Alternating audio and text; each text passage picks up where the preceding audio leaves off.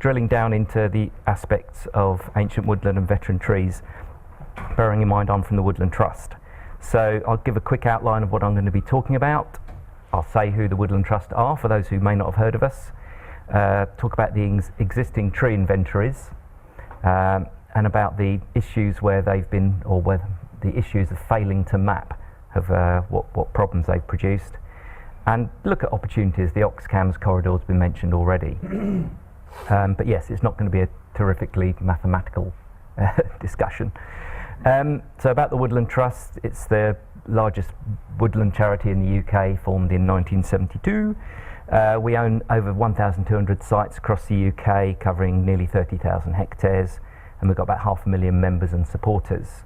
We've got three aims: to protect native woods, trees and their wildlife for the future, to enable the creation of more native woods and places rich in trees, and that itself could be another 20-minute presentation on where the tree is going to go, especially after what we've just been talking about, and also to inspire everyone to enjoy and value woods and trees. So I'll first talk about the Ancient Woodland Inventory, or AWI. It's originally compiled by the Nature Conservancy Council on a county basis over about 11 years. See, that's my O-level maths for you. There we go. And there were further revisions in the late 90s. I'm not going to try doing more maths. There was a lower limit of 2 hectares, but some counties and districts drilled deeper with Natural England's help, NE, and they produced, there was a research document on the review of the revision of the Ancient Woodland Inventory in the southeast. And this layer is available, freely available on Magic Maps. You can go and look at it yourself. And at the moment, the Woodland Trust and the Ministry of Housing, Communities and Local Government have been funding Natural England for more revisions. So there's work ongoing on that. So some of this work is being dealt with, but I'm going to discuss some of the issues. And already this presentation is going around the wrong way. We're going to talk about the Ancient Tree Inventory as well. This first began in 2006, and we've set this up in partnership with the Ancient Tree Forum and the Tree Register of the British Isles. And the objective really is to build a map database of trees of national interest. And yes, the interesting thing is the Ancient Tree Inventory also does have an Ancient Woodland Inventory layer, so in many ways it might be best to go for there if you want to look at the two together. So just a quick stuff on bits and bobs about ancient trees. An oak tree grows for 300 years, rests for 300 years, and spends 300 years gracefully declining. And it's that last 300 years is really where you have an ancient trees. So notable ones are sort of basically ones that are big but not necessarily old. Veteran trees are old and developing a few scars and wounds, but ancient trees are really knobbly old gnarled trees. And at the moment, so far, more than 170,000 trees have been recorded, over 150,000 verified, because it's done by volunteer verifiers, and that includes over 14,000 ancient trees and about 107,000 veteran trees. Now, anyone can submit records on the website, but the Ancient Tree Forum estimate that about a third are still out there, unrecorded. But there is a PhD study at the moment by someone sponsored by the Woodland Trust as Vicky Nolan at the University of Nottingham, and she's doing a PhD study on modelling likely unknown hotspots. Because we've already got known hotspots that have been identified, and she's looking at the characteristics of those hotspots to try and identify where there could be areas. And this is typically because, of course, as someone mentioned, citizen science, you tend to get hotspots of recording rather than actual where something is. So one of the issues is that it's already been mentioned, was high speed 2. And in retrospect, I think this slide is going to be me having a little rant. So please bear in mind on that, or on behalf of the Woodland Trust, having a rant. So for phase 1 of High Speed 2, Natural England asked HS2 Limited to survey for and map ancient woodlands under 2 hectares that wouldn't be on the inventory. HS2 Limited told Natural England they had, and there weren't any. Natural England thought that highly unlikely. That's a quote that we got after a Freedom of Information request on what had happened. In the meantime, we didn't even know this conversation had gone ahead. We had a Woodland Trust volunteer spent 3 months going through maps and records along the route, along the direct line of the route, the red line, and they identified 17 potential ancient woodlands. HS2 challenged this, and quite unusually, Natural England agreed to let them do what they called a heritage study. But even then, there were, a year later, High Speed 2 agreed to that there were indeed 14 new ancient woodlands along the route of 10 hectares, which almost exactly corresponded with the amount of ancient woodland that had been saved by the Commons Bill Committee, suggesting they tunnel under the Chilterns to avoid 3 ancient woodlands. So the issue really here is that the route had already been decided before they'd done the mapping. So it's just the wrong way round. They hadn't done a proper assessment, so they found 10 hectares along the line of the route they'd already decided upon. End of rant. Enclosures. These just a quick delve back in time. This created a lot of hedges in the landscape. And there are lots of pollards which are about 1 rod apart, and they're the ones, I'm not sure if you can see them, they're the ones that look like little palm trees on there. Those are actually pollards. They're 1 rod apart. If you don't know what a rod is, it's a pole or perch. If you don't know what that is, you're probably under 50, it's just over 5 metres. So this is looking at the forest inventory of an area of Suffolk, with market town of Framlingham towards the centre, and we've got one of our sites here, Pound Farm. So that's what the amount of woodland looks like on the inventory, but this is with other mapping, a combination of satellite and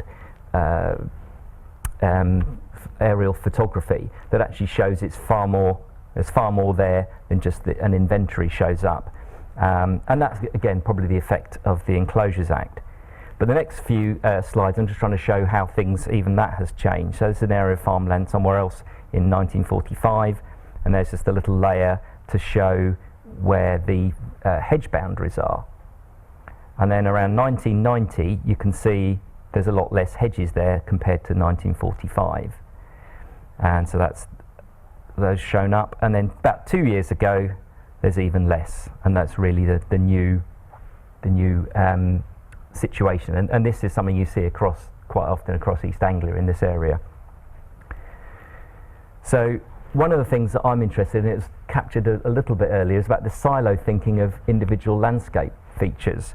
So should we be modelling landscapes that benefit carbon sequestration, water quality and quantity, soil retention and quality, air quality, noise, beauty, and of course biodiversity? And this is one of the importance of roadside trees. They form a linear network, sometimes the last refuge for trees in many places, including East Anglia and Suffolk, where I was showing earlier.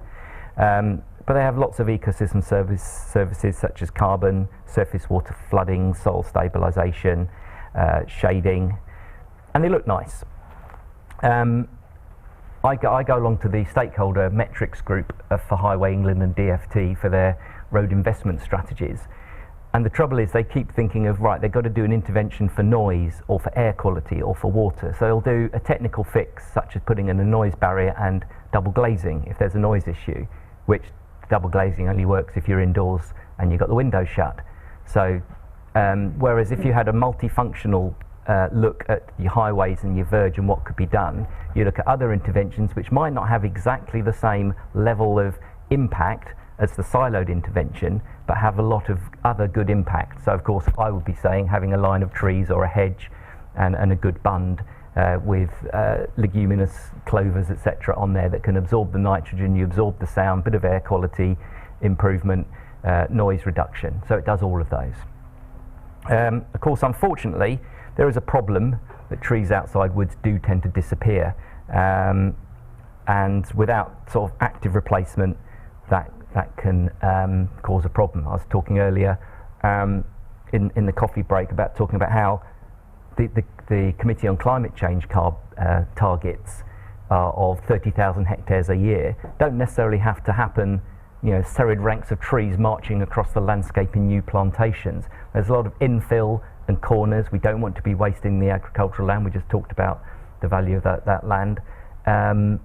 So you could double the width of hedges or have better hedges with trees in them. Looking to opportunities, hopefully, we've got the Oxcam corridor, which is a mixture of new roads and railway tracks, as described earlier, but also over 1 million new homes are also, as we were saying, going to be squeezed along that. That's the aspiration along the line of that. We've been promised, I know there's people from DEFRA here, that there's going to be a natural capital approach taken to the way that's designed, and that Natural England are piloting biodiversity net gain. Now that's another subject that I could talk for 20 minutes on and touch on a bit of mathematics about tradability and how it's not as easy as about assigning values to things and then trading them off. And also the government is saying that the Oxcam corridor will be an exemplar of the 25-year plan for environment. But of course, what I want to know is, are all the ancient woodlands below 2 hectares and are all the veteran trees going to be mapped as part of that before decisions are taken? And are they all recorded even? So are they going to go out and do an extra recording effort to try and find out where they are? So will it be this? This, by the way, is the A21 down in Kent, where again they looked at a particular route option and decided that losing 9 hectares of ancient woodland is all right because they're going to plant 18 hectares of new woodland. That was the equation in their balance. Or will it be more like this? And that's just actually a suburban road, but it just shows you can have trees and residential areas and roads. And I always have to finish with Boromir. One does not simply replace ancient woodland. Any questions?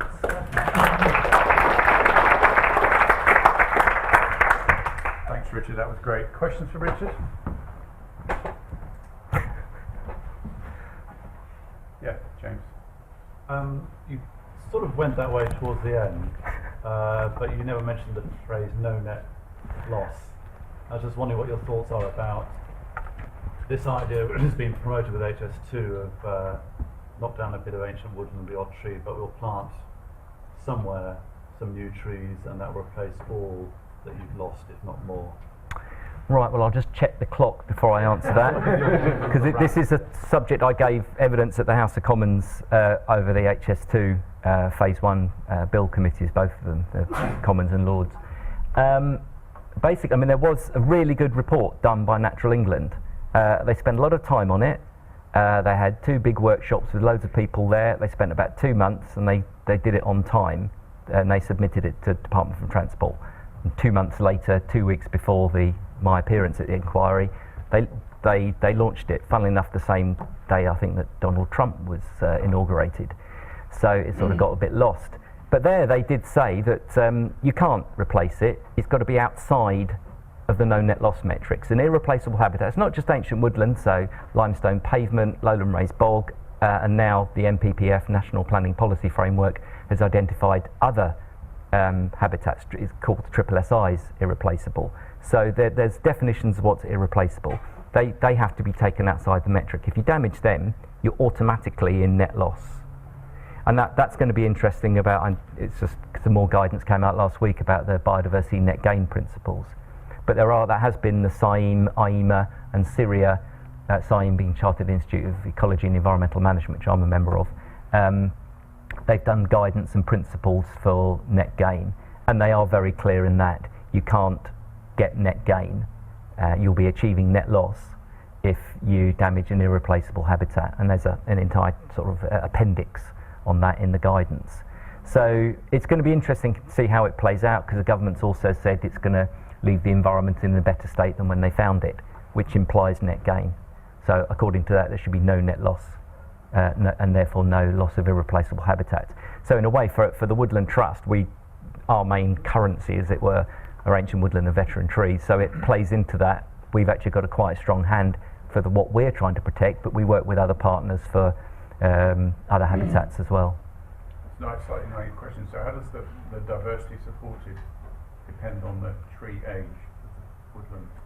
So does the diversity go up continuously with It's more about with ancient woodland. That means it's been around since 1600. I didn't start doing all the definitions, but that means it's been there for 1600, since 1600. That usually means it's been there a lot longer, for two reasons. Well, the main reason is because there wasn't much planting going on there. Yeah. So you tend to find there is a correlation with the age of the woodland, but you can have ancient woodland that doesn't have any ancient or veteran trees because it's been coppiced and it's very high value, still a lot of carbon stored in the soil, but the trees themselves aren't old. But yes, there is, you could say there is a correlation, but it varies between different types of woodland as well. So a beech holly woodland might not have the same biodiversity value as an oak and hazel woodland. Other questions? Yeah. I'm just interested what work you do on kind of urban environments, I suppose. When we've been talking over this programme about landscape decisions, I think there's been a lot of maybe focus on farming, and you tend to think about the countryside, isn't it? And I suppose last week when we had all that heat in Cambridge, the idea of bringing trees into and maybe changing urban landscapes quite fundamentally in the future would be a good thing. Well, definitely, and I have on this computer a presentation on green infrastructure, which if we could, no, the lunches are already. But no, that is very much, and we are looking at that. We're historically have been ancient woodland veteran trees, but no, we're increasingly, because of our membership, a lot of our members live in urban areas, and they are very interested in that. And we've got papers, we've got research and evidence on our website about the effect of trees on water quantity in town, and on air quality, although that's still being debated, and we're working with the Birmingham Forestry Institute on remodelling that information. And yes, on the shading, just the urban heat island effect, looking at London as the most obvious example, yes, it's a massive change with the shading potentially, and also the effects of studies in America that shows how broadleaf trees in front of three to 4 story buildings can have a great effect. They shade them during the summer but allow light in and heat in during the winter. So there's a lot of benefits of having trees, and we are working with a lot of partners now. We have an urban programme where we are working with a number of cities around the country, including Scotland and Wales and Northern Ireland, on looking at these issues. And yes, we got involved in the Sheffield tree issue as well, because a lot of our members were talking to us about that. So yes, we do get involved in that as well, and there's a lot of interest in that. Okay, any other questions? If not, thank you for the speakers. Thank you, Richard. Thank you, Felix and Paula. I think it's lunch now, isn't it? It is, yeah, and I just want to remind you, if please don't forget about the contact forms that we on the registration desk. Really do appreciate any feedback you can give. Thank you. That would do it.